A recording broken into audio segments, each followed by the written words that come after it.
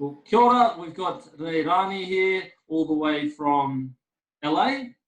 LA. LA. She's not in Aotearoa. She's not in Australia. She's all the way in Los Angeles. It's the middle of the day where I am here, and it's in the evening time there. So we've got a bit of a time difference. So Reirani did the Bootcamp course a few weeks ago, the August course in 2018. And I've got her on the call now just to go through a few questions and get some feedback on her experiences with the course. All good? All good. Kia ora, everybody. Kia ora. We'll get into it. So what were things like for you regarding te reo before you did the course? What did sort of life look like around those aspects of te reo Māori for you? Well, I was raised around the culture. I used to go to hui and wānanga and tangihana with my dad, my sister, and so we were around it a lot. I was in kapahaka, so it's been a part of my life, but I did not know te reo. I was not fluent. I knew words here and there, so it always felt like a hole. I used to describe it like it was a hole, you know, right here where something was meant to be. And so moving away, I moved away 20 years ago to the States. So I've been really far away from my culture for a long time. But I've taken it with me. But that's just been another part of it that really felt like it needed to be fulfilled and completed. And so it's just always been there. It's always been a really strong desire to learn te reo for sure. So there's a bit of an empty hole there that needed filling. Yeah, for sure. To feel more complete in who I am. I mean, I represent the Maori culture just by being me over here. So, and I've been in the entertainment industry for years, and I'm a singer and a writer. And so, you know, everyone's always looking to me for that representation. And so to not know te reo also left me a little, you know, whakamā about it. It's been necessary. And my dad also passed during the summer in June. He made his transition, and so I went home for his tangi, and that was something I always thought I'd go home for and be able to kōrero, you know, that whole time. And of course I couldn't. And so when I got back, I was like, right, that's it. No more excuses. Every excuse just pales in comparison to, you know, the benefit of what I'll get from doing it. So, yeah. Wow, another little motivator there. All right, so then moving forward, then you've obviously come across this course somehow online. When you first saw it, there's obviously some considerations that you have to make to doing the course. Were there any barriers there for you for entering the course, or anything that you were sort of questioning before you got on board with the course? Yeah. I saw your course last year, and I was like, right, I got to get on that. And then everything else came, you know, as it does. And I thought, oh, I'm so busy with this. So mostly it was time. It was a time concern, and I didn't do it. And then I think it rolled around again, and I didn't do it again. And then, like I was saying, this summer changed everything when I lost my dad. And I was like, you know what? I don't have time now, but I don't have time not to anymore either. So, I had to do it. But that was really the only concern, was thinking I won't be able to commit myself the way I need to. Yeah, and there is a pretty big time commitment involved with it, as you know from doing the course. But yeah, just going back to what you're saying about what happened in June, it sounds like it's one of those things where you kind of go, right, I don't have time, but I'm going to make time. Yeah, I'm going to make that commitment, and that's one thing that can hold a lot of people off on doing not just this course or any course, or it can be just anything that people are trying to do. They say, well, I don't have time, and you kind of need to step back and ask yourself, like, what does this mean to me? And if it means enough, then I'll just figure it out. I'll make the time. I'll make it a priority. And, you know, it was like the parting of the Red Sea. When I made that commitment, that time happened. I mean, I had to sit down every night, you know, or during the day, or whenever I had, you know, the opportunity to, but the time was there. The time was there. Yeah. Cool. So moving forward, you've obviously gone through the course. what did you get out of the course? What sort of results did you get from doing the course, the 30-day? Oh, man. There were so many. I don't know if I can put them all into words. I was I was amazed at how fast it happened. The way that your course is structured wasn't like anything else I'd tried to do in the past. I've done a couple CD-ROM style, ordering stuff years ago.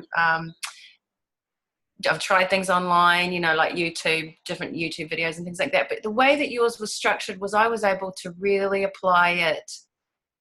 I was able to apply those structures daily in my life, and I was learning like exponentially. And so by week 3, I had this epiphany moment, where it was just sort of like I could see this, I could feel this light.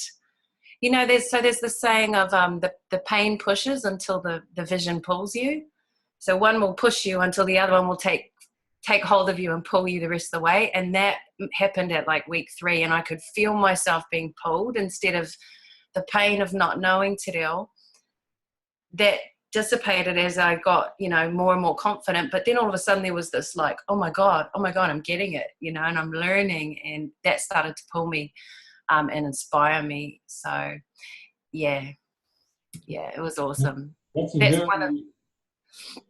a very interesting way to describe it, and I think that's really accurate. Like a lot of people go into that, like the first week, everyone's just like, oh my God, what am I doing? I don't understand this. What, I have to do live videos, I have to actually talk, I do this, and then you get to this point and you're kind of like, oh wow, I actually get that, and I understand it, and it makes sense, and then it pulls you. You're like, okay, well, what else can I learn? What's next? Where do I go?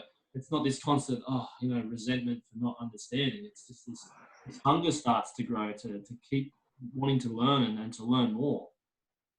Yes. Awesome. And I had a collection of 𝐒𝐭𝐚𝐫𝐢 books that my dad had sent years ago for my daughter when she was born. And just piles of them. And I had not read them to her. I mean, I'd read some of them to her. We had like about 5 of them on rotation because I knew what they meant as well. So as she was growing, I could explain to her. But I just wanted her to hear the sound of te reo Māori being spoken when she was a baby. But then it stopped, and I didn't look at the other books because I didn't know what they meant. So at the end of, I think it was day 29, I saw them sitting in the little basket. They're in the little basket in my living room, and I was like, oh, and I started pulling them out, and I started laughing because I was opening them up and I could read them and I could understand them. It was amazing. So that was another thing that happened. Just the fact, it happened so quickly. I did not expect to have that opening on the 3rd week, And I know that doesn't happen for everybody. I also think I discovered that I knew more than I thought I did. Having grown up around it, I knew one word here, but I didn't realize that I actually knew as much as I did. Yeah, a lot of people say that. They go, oh, geez, I actually knew a lot more than what I thought I did. And it's just, haven't been able to connect all the dots and see how they all sort of fit together, because usually what you do know, it's all the basics anyway. It's a lot of basic stuff.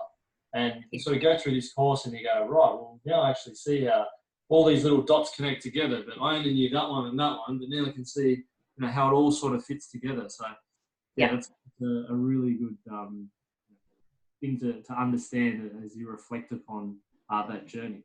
All right, so what specific feature did you like most about the course? One thing. One thing? Yeah. Or 3? I don't know. Honestly, homework, and I never thought I'd say that about anything. But the homework, that's what kept me on point. And because I'm very much a person that will rise to the challenge. So that was my challenge every day. And if I could knock that out, I felt like accomplished. And so each little homework thing, the writing, I loved it. That was one of my favorite things, was to, make five sentences about 10 people, 10 different people. And that's what I mean, where, there was this opening of like, I can speak about my neighbor. I can talk about my uncle. I can talk about my workmate now. I can say what they were doing, what they did do, what they are going to do, just all that kind of stuff. Like I can just quote it all about a day and about an experience with the people in my life. So, but that came through the homework, through writing it. And So the homework, and then just the community as well. When we splitting us off into our little groups was really cool, because we got to make friends with other people that were on the journey, and everyone was on the journey for, I mean, you know, I thought more profound reasons than mine.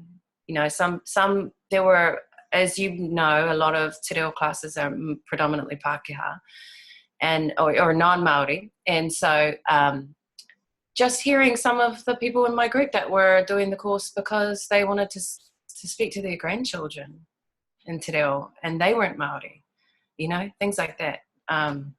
So that was really cool to just, you know, feel like you're in the waka with a bunch of other people and you're not just by yourself. And I'm so far away, so that really helped me to feel connected.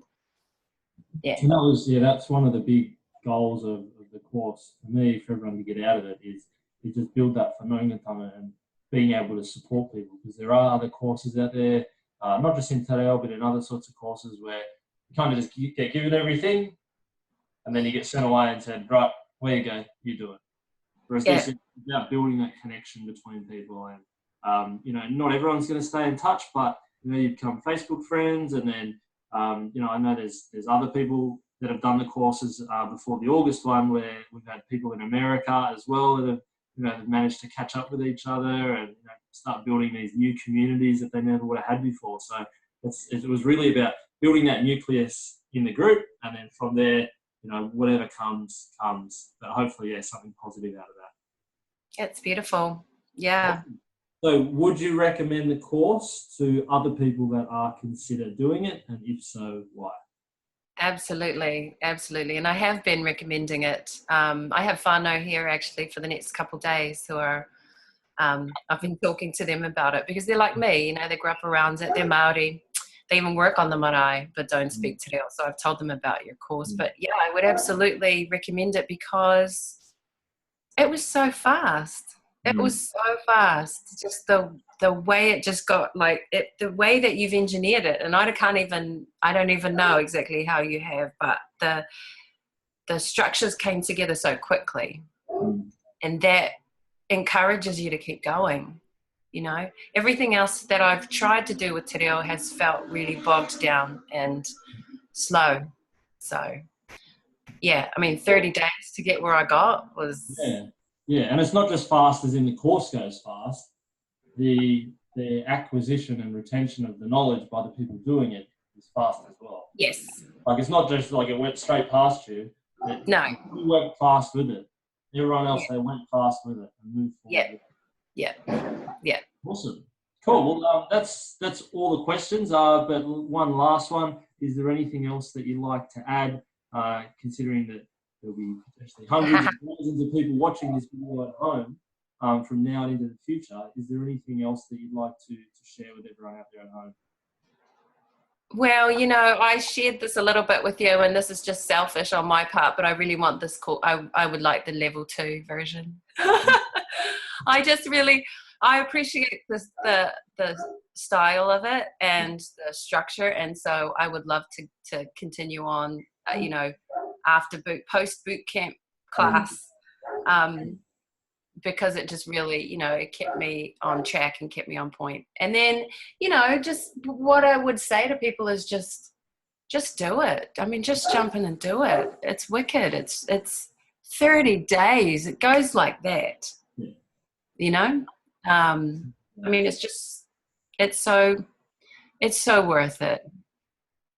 It's so worth it. It was so much fun. And yeah, I want to do it again and again and again. It was awesome. All right. Well, thank you, Reirani. I appreciate you taking the time to jump on the call with me and share some of your thoughts on the 30-day bootcamp course. You're welcome. I'm a huge fan, and I'm just so grateful to you for, you know, for just all that you've done to bring it out into the world. I mean, you know, your videos are the ones.